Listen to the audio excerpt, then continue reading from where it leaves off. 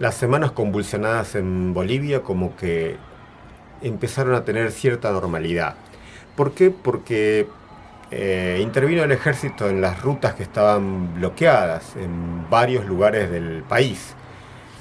Quedaron únicamente en el trópico de Cochabamba, pero bueno, no había forma porque además de la persecución en las rutas, también estaba la persecución judicial, porque varios de los dirigentes que lideraban o que de alguna manera apoyaban esos bloqueos fueron detenidos y hay una suerte de persecución judicial, ¿no? Varios organismos de derechos humanos y también la Defensoría del Pueblo de Bolivia ponen bajo la lupa esas determinaciones porque la carátula que se les, eh, digamos, de las cuales se le realizan las acusaciones judiciales son por terrorismo. Y bueno, justamente un gobierno democrático que impulsa o apresa a través del Poder Judicial a personas que se manifiestan por diferencias en las rutas, no la carátula de terrorismo es más bien de otro tipo de gobiernos, ¿no? Pero bueno, estuvo de alguna manera aprobada por la mayoría de la población esa medida, o al menos no tan censurada, porque eh, hubo varios muertos, ¿no? Como siempre los muertos son indios, ¿no? O son de extracto indígena, así como hubo los 4 policías, con los días se supo de más muertes campesinas. Y como pasa en muchos episodios de nuestra historia, los responsables intelectuales no tienen ningún tipo de castigo, tampoco los materiales, en este caso en materia de investigación de quiénes fueron efectivamente los que dispararon esos tiros que mataron tanto a los policías como a los campesinos. Pero parece que lo de los policías estuvo bastante más difundida que la de los campesinos por los grandes medios de comunicación. No sabemos por qué será por ahí, ustedes tienen algún tipo de hipótesis. Lo cierto es que esto parecía que se había apaciguado porque ya se tenía casi, el juicio social ya casi estaba hecho, los responsables obviamente eran violentos, eran gente al margen de la ley y por supuesto eran indios, ¿no? Las famosas hordas evistas, pero ya no le dicen hordas, le dicen nada más que evistas. Y esto viene también acompañado por el actual gobierno de Arce. Pero bueno, nunca hay un plan perfecto para deshacerse de alguna gente que es incómoda para tu plan, ¿no? Siempre termina flotando algo y hace casi una semana lo que fue un episodio de un audio que se filtró, vaya a saber cómo se filtró, eso también habrá que ver, incriminaba al ministro de Justicia César Siles. Y inmediatamente Siles presentó su renuncia hablando de que iban a ocurrir rumores o situaciones mal habidas de que lo iban a acusar, etcétera. Así, muy rápido, ¿eh?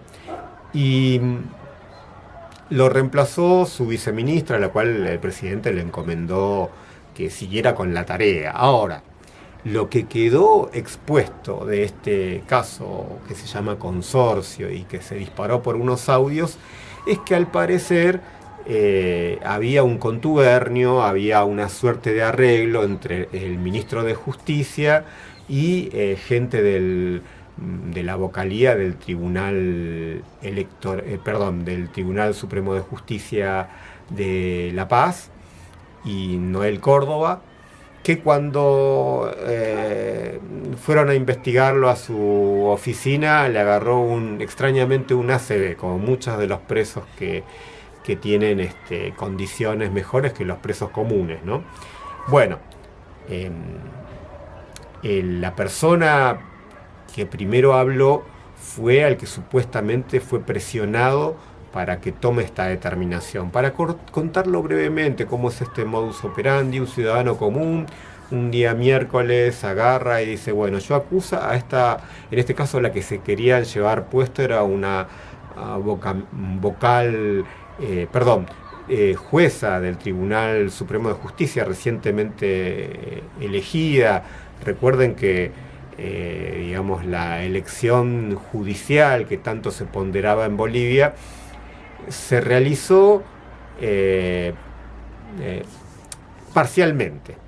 En algunos lados sí, en algunos lados no. Se eligió del tribunal agrario, se eligió determinado tipo de jueces. Lo cierto es que a esta tribuna o a esta jueza se la querían sacar de encima, vaya a saber por qué. Y ahí vienen las diferentes hipótesis, ¿no? Algunos, los rumores dicen que, bueno, que Arce tiene sus últimos días. De hecho, las elecciones son en agosto y que quería tener a gente en el Tribunal de la Paz que respondiera a sus directivas, y al parecer esta jueza era alguien que por ahí, tanteada, se la querían sacar de encima. Ahí estaba la gente del Tribunal Supremo.